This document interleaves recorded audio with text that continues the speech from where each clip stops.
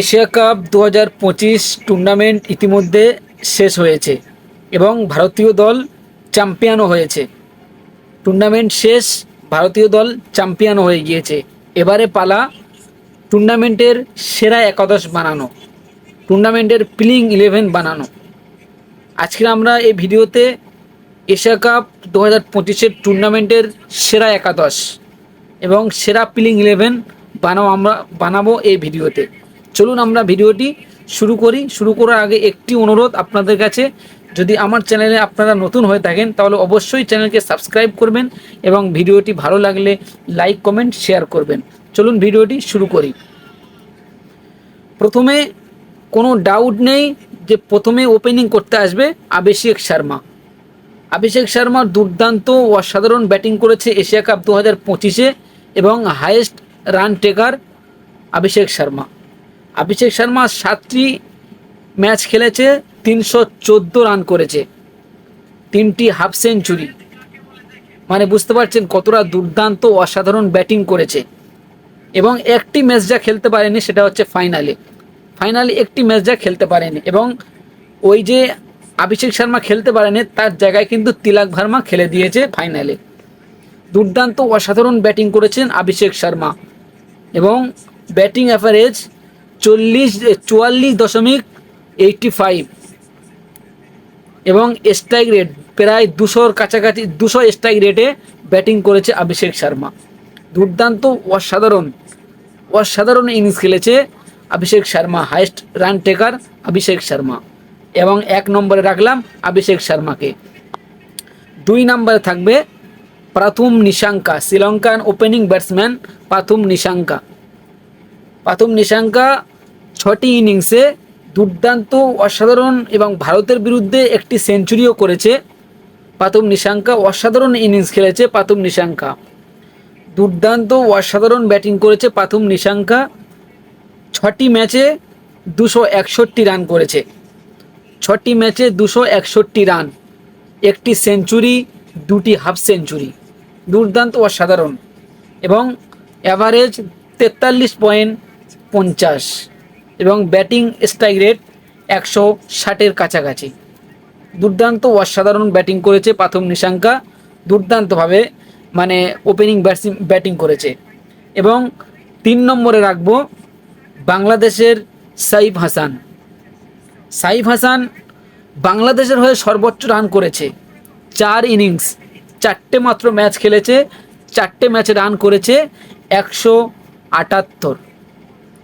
দুর্দান্ত ব্যাটিং করেছে, দুর্দান্ত অসাধারণ পারফরমেন্স করেছে। এই বাংলাদেশের এই একটাই মাত্র ব্যাটসম্যান দুর্দান্তভাবে পারফরমেন্স করেছে। একজনের জন্য একজন পারফরমেন্স করলে ম্যাচ জেতা যায় না। বাংলাদেশের এই সাইফ হাসান অসাধারণ ব্যাটিং করেছে, দুর্দান্ত ব্যাটিং করেছে। 4 ইনিংসে 178 রান করেছে, এর মধ্যে 2টি হাফ সেঞ্চুরিও আছে। অসাধারণ দুর্দান্ত ব্যাটিং করেছে সাইফ হাসান। এবং 4 নম্বরে রাখবো তিলক ভার্মা ফাইনালে যে ইনিংসটা খেলেছে এবং তার তো এই প্লেইং 11-এ রাখা দরকার বা উচিত। দুর্দান্ত অসাধারণ ব্যাটিং করেছে তিলক ভার্মা ফাইনালে মানে বিরাট কোহলির মতো একদিকে দাঁড়িয়েছিলেন তিলক ভার্মা। সত্যি বলছি অসাধারণ দুর্দান্ত ইনিংস খেলেছে তিলক ভার্মা দুর্দান্ত অসাধারণ ইনিংস খেলেছে, 213 রান করেছে। সত্যি বলছি ফাইনালের যে ইনিংসটা খেলেছে তিলক ভার্মা অসাধারণ দুর্দান্ত। ফাইনালে যদি তিলক ভার্মা এই দুর্দান্ত ইনিংসটা না খেলতো তাহলে কিন্তু ভারত চ্যাম্পিয়ন হতে পারতো না। এবং তিলক ভার্মাকে আমি 4 নম্বরে রাখছি। এবং 5 নম্বরে রাখবো সঞ্জু স্যামসনকে আমি 5 নম্বরে রাখছি। সঞ্জু স্যামসনের যদি একটি মানে যে ব্যাটিং পজিশন, তিনি একবার খেলছেন 3 নম্বরে, একবার খেলছেন 5 নম্বরে, একবার ওপেনিং পজিশনে, যদি তার ব্যাটিং পজিশনটি যদি ফিক্সড করে দেওয়া হয় তাহলে কিন্তু সঞ্জু স্যামসন অনেক বড় জায়গায় পৌঁছে যাবে। এবং তিনি মানে যেখানে খেলাচ্ছে তিনি সেখানেই ভালো খেলছে সঞ্জু স্যামসন 3টি ইনিংসে 3টি ম্যাচে ব্যাটিং করার সুযোগ পেয়েছে এবং এই 3টি ইনিংসের মধ্যে একটি হাফ সেঞ্চুরি করে ফেলেছে। 3টি ইনিংসের মধ্যে 108 রান করেছে সঞ্জু স্যামসন। দুর্দান্ত অসাধারণ ব্যাটিং করে যাচ্ছে সঞ্জু স্যামসন। যদি সঞ্জু স্যামসনকে ভারতীয় দলে টি-20 দলে যদি একটি ফিক্সড মানে ব্যাটিং পজিশন যদি ফিক্সড করে দেওয়া হয়, তাহলে কিন্তু সঞ্জু স্যামসন একটি ভালো জায়গায় পৌঁছে যাবে। সঞ্জু স্যামসন দুর্দান্ত ব্যাটিং করে থাকে এবং এই প্লেইং 11-এর সঞ্জু স্যামসন উইকেট কিপার। এবং 6 নম্বরে আফগানিস্তানের Azmatullah Omarzai, pace bowling allrounder. Afghanistan হয়তো কোয়ালিফায়ার সুপার 4-এ জায়গা করতে পারেনি, কিন্তু এই প্লেয়ারটা আজমাতুল্লাহ ওমরজাই দুর্দান্ত অসাধারণ ব্যাটিং করেছে এবং বোলিংও করেছে। আজমাতুল্লাহ ওমরজাই 3টি ইনিংস খেলেছে এবং 3টি ইনিংসের মধ্যে তিনি উইকেট নিয়েছেন 3টি এবং 217 স্ট্রাইক রেটে ব্যাটিং করেছে। অভিষেক শর্মার থেকে বেশি স্ট্রাইক রেটে ব্যাটিং করেছে আজমাতুল্লাহ ওমরজাই। দুর্দান্ত অসাধারণভাবে পারফরমেন্স করেছে এশিয়া কাপ 2025-এ। তিনি রান করেছেন 89 রান করেছে আজমাতুল্লাহ ওমরজাই। আজমাতুল্লাহ ওমরজাইকে আমি 6 নম্বরে রাখলাম। এবং 7 নম্বরে আসবে দাসুন সানাকা, শ্রীলঙ্কার পেস অলরাউন্ডার। দাসুন সানাকা দুর্দান্ত অসাধারণ, যেরকম বোলিং করেছে সেরকম উইকেটও নিয়েছে। তিনি 9টি উইকেট নিয়েছে, 9টি। তার সাথে সাথে ব্যাটিংও করেছে। প্রায় একটি ম্যাচে বাংলাদেশের বিরুদ্ধে 200 স্ট্রাইক রেটে ব্যাটিং করেছে। অসাধারণ দুর্দান্ত বোলিং করেছে দাসুন সানাকা।